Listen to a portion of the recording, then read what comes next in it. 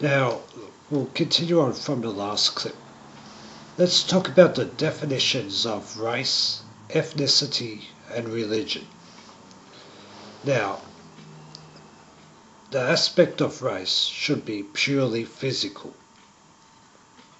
That's what it started off as, and that's what it should be, but we've seen this been redefined.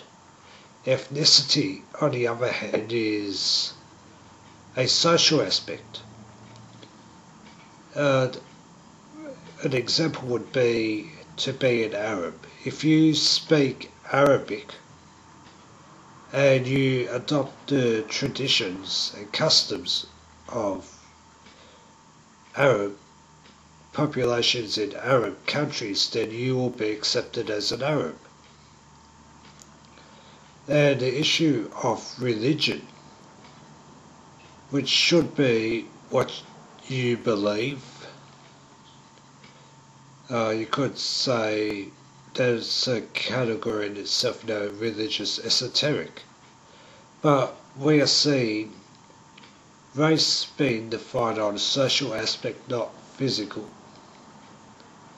We're seeing ethnicity being given a physical aspect when it's actually social. And we're seeing religion going the same way too. That's like, if you're white and for whatever reason you don't like Islam, then you will be called a racist, even though Islam is not confined to a specific race. Same as ethnicity. If you don't like the culture or customs of a certain group of people, then you will be called a racist, even though anyone at any given time can adopt those customs and cultures. So if you say don't like, let's say you have some sort of personal grievance with a white person who happens to be a Muslim, and you're white yourself, then you can be deemed a racist against your own race, which doesn't make any sense. But we're seeing a political aspect covering all three, because it is the laws which come through the political aspect or the government arm of certain nations which define it as this. Let's go a bit further and see where all this is coming from. Well, it also involves an economic aspect too, because you have what I call, and has been called previously, the patrician aspect of the white race. The patricians, if I put it into an Australian perspective, usually the lawyers, the people involved in the banking industry, politicians, and you could argue real estate developers, what's called the upper class, or separate from everyone else. They are the new patricians, or patricians, however you want to define it, call it. Because when you look at what they actually do, they don't actually do physical work, say the same as a farmer or a truck driver. They speculate and they create money out of nothing. And it's, speaking from someone in Sydney, Australia, and looking at these upper echelons of our society here, we see, the upper class, white people.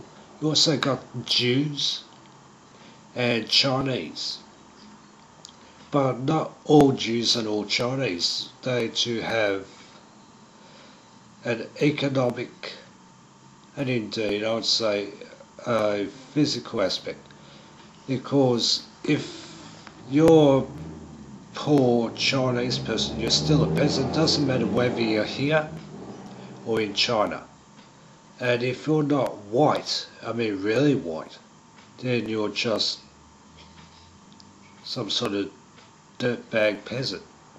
Same it goes with the Jews as well, although when you look at it, most Jews in Western countries are Ashkenazi. Do they really have the big Jewish love for all Jews? No. You've got the Falashas in Israel who are Ethiopian Jews, but as far as the Jews are concerned, they're just a pack of niggers. So we are seeing the separation occurring in all races.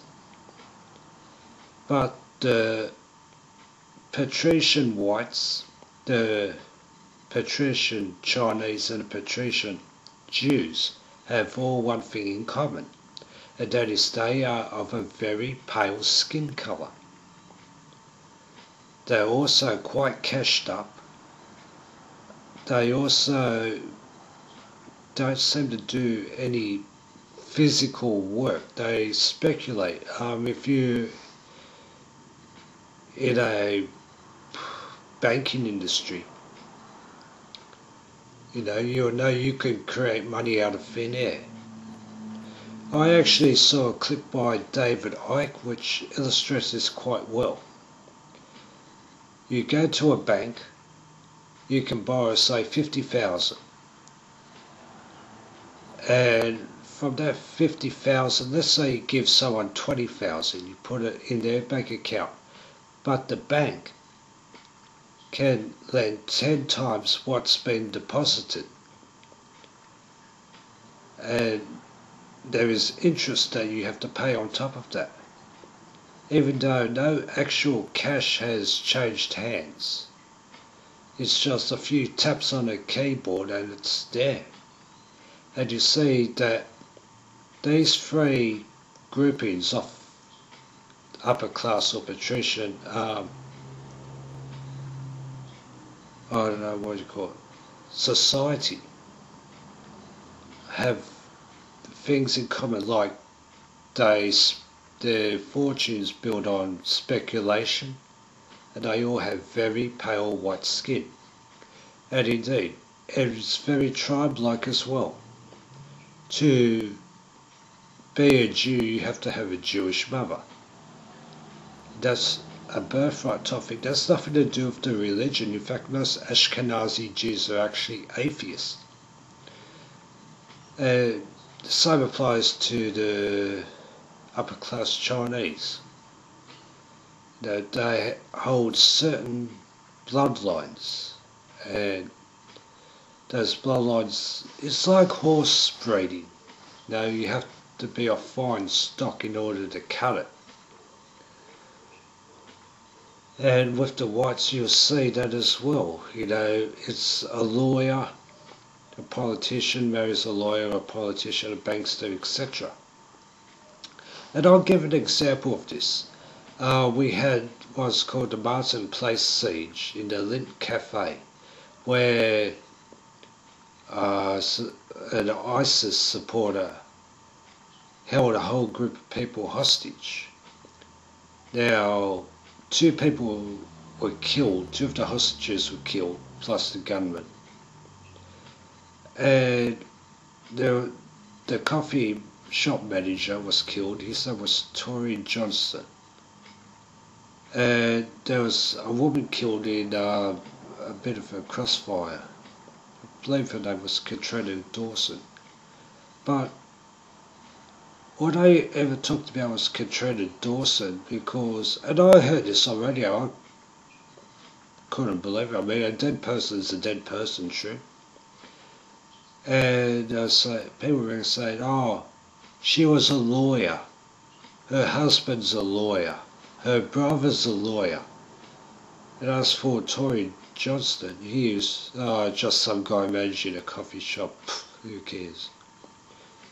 And this is the sort of thing that's becoming accepted now, because a lawyer was killed, a commercial lawyer as I understand.